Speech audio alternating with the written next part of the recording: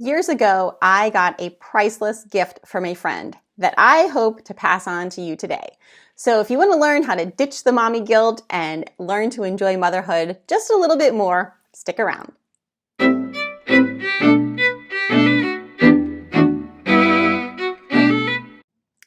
Hi, welcome back to Tight Ship Mama. My name is Gina. If you're new here, please hit that subscribe button. I make a new video every Monday where I teach you how to run your home like a tight ship. We do this with budgeting, meal planning, decluttering, implementing routines, and a little personal development.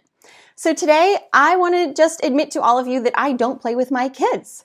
And I decided long before I ever had kids that I was not going to play with them. And by play with them, I mean I decided that I was not going to be their personal cruise director with scheduled games, crafts, and activities throughout the day. No. So when I became a mom, I implemented these beliefs and I was being the mom that I always wanted to be. But there was something that kind of lingered somewhere in the back of my mind. And I didn't know what it was called, but in hindsight, I think it was called mommy guilt. And I hosted a prayer group in my home back in the day, and there was a mom in my group that, hands down, everyone that knows this mom will probably say she's in their top 5 of best moms. Like, I kid you not, she's a phenomenal wife and mother. So when she stated very confidently and very plainly that she didn't play with her kids, it was like in The Wizard of Oz when it goes from the black and white bleak Kansas to the colorful world of Munchkinland, that I was like, this weight just lifted from my shoulder that I didn't even realize was there. And while I hadn't been playing with my son, I just kind of felt like maybe I should be doing more.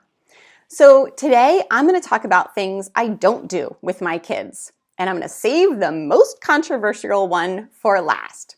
So I don't play with my kids. That's number one. But what I do instead of like saying I don't play with my kids, I do other things. I think board games are called board games for a reason because this is just not my thing. My husband loves board games. Not my thing. My neighbor across the street, she's a collegiate soccer player. Her husband's a collegiate basketball player.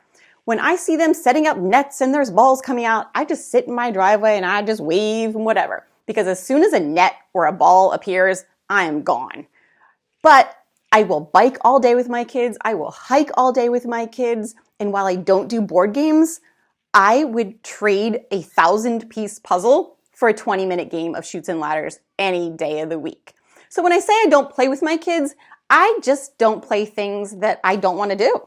Plain and simple. Decide what you do want to do and do those things. Ditch the guilt. The next thing I don't do is, well, I did not give birth to any baby Beckhams, meaning that my kids are probably not going to play sports in college and really not going to go pro. So let's be realistic. We don't do any sports that are travel because of time and money. And I just don't see the talent in my particular kids. If you see the talent in your kids, go for it. It's just not something we do. So instead, we try to steer our kids toward more family-friendly activities like cross-country and swimming and skiing. And if somewhere down the road we see a child develop some skill that could potentially be useful for college scholarships or something like that, then maybe we will pursue that a little bit deeper with some more specialized travel or coaching or something like that. But as of right now, we don't do travel sports or go all in on one particular sport. The next thing I don't do, which really helps alleviate a lot of stress, is I don't intervene with fights when my kids are fighting. So this was a blessing I had because when I had my youngest child, who's now 4, the next one up, who was about 2.5 at the time, did not really handle the new baby very well. And by not handle, I mean she was loving on her a lot, to the point that I felt like I couldn't take a shower because I was so worried about the new baby's safety. and there was some hitting involved. And so after, talking to the pediatrician, we decided that a psychologist was going to come into the home and observe me for 2 weeks. Just sit in my kitchen and observe me. Talk about pressure.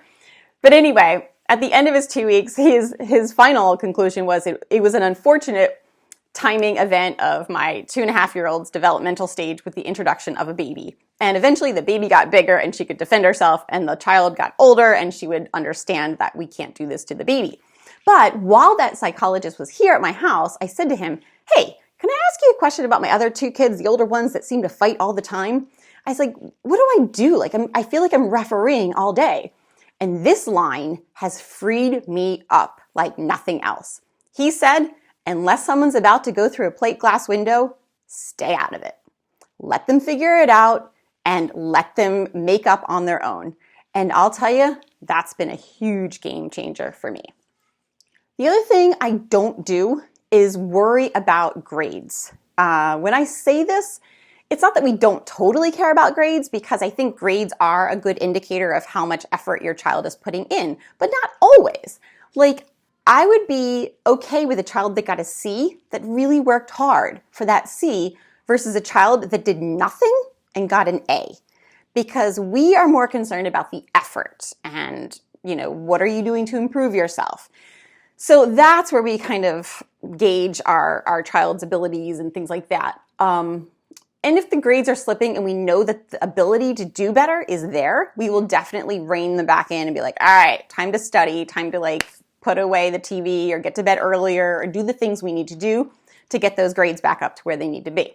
But my son's in high school now, and he's taking courses that he might not always enjoy, and they're not coming as easy as they did in primary school. So we are having realistic talks to him about, if these subjects aren't coming really easy to you like they used to, then it might be a sign that this is not what God has called you to do. And so just get through them, study hard for the test, and, do your best. And then we're going to just put it behind us in the end.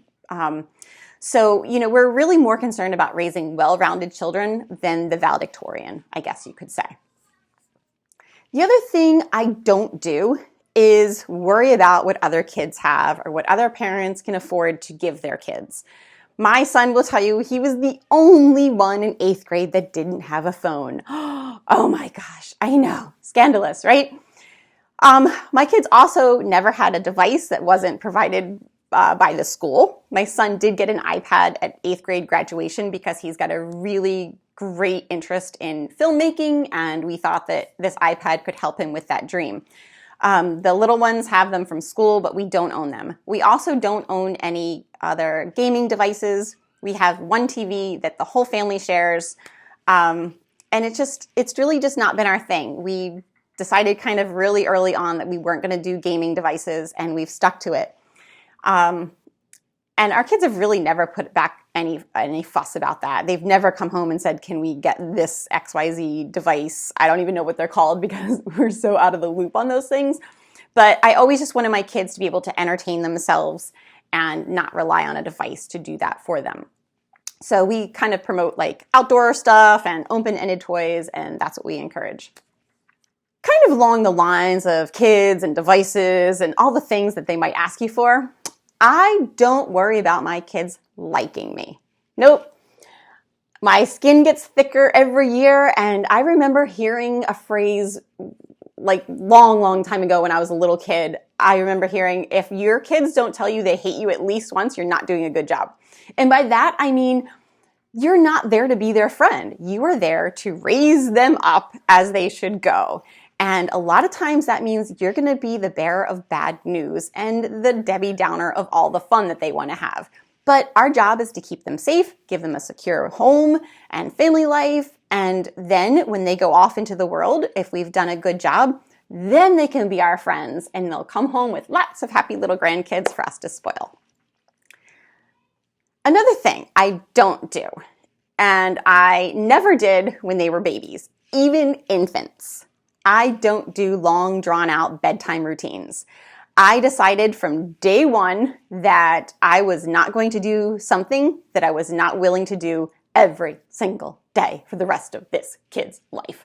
So, and I will give a little caveat. I have been a stay-at-home mom, so I felt like we spent all day reading books.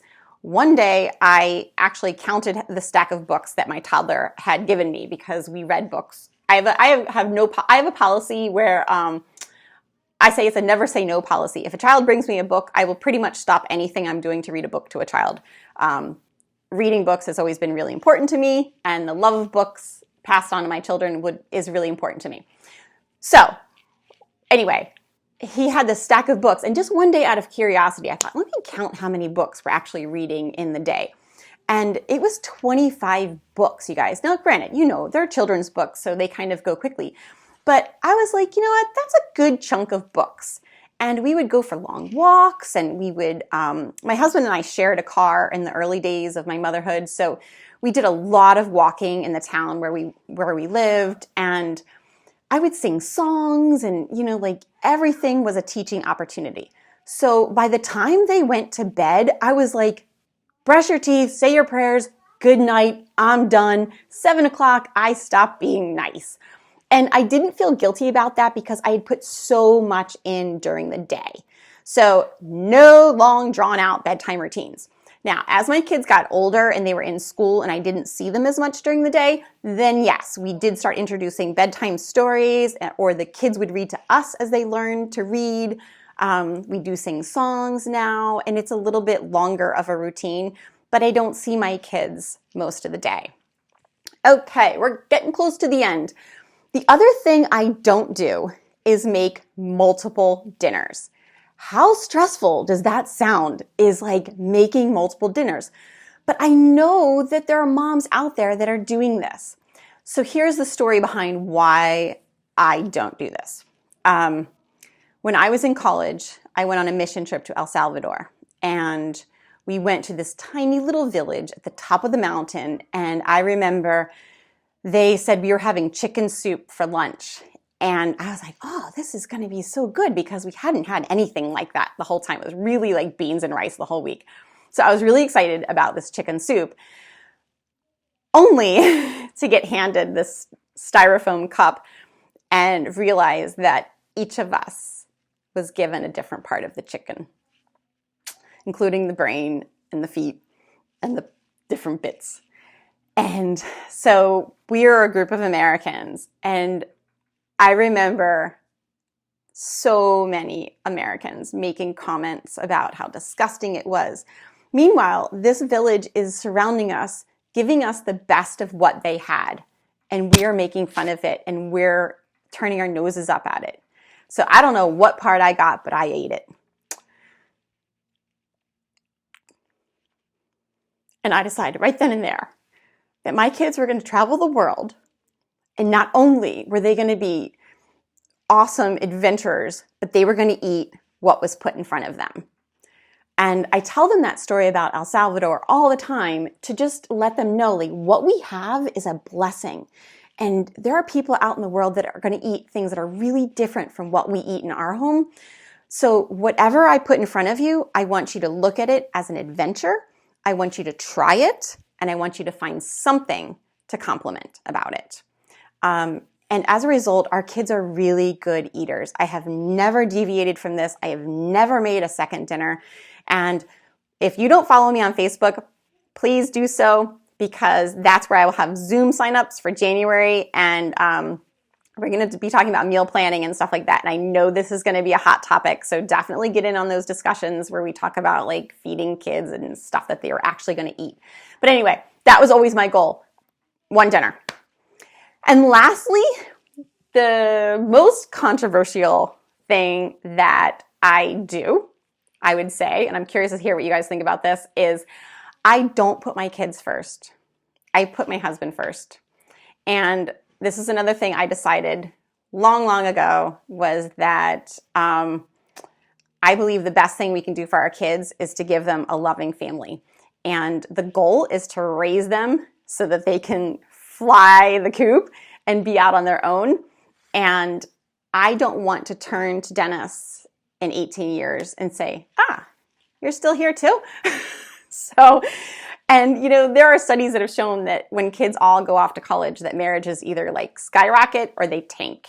And that's a really big time in people's lives where they get divorced, unfortunately, because they kind of look at each other and they have nothing after all these years. After raising this awesome family, it's like, who is this stranger?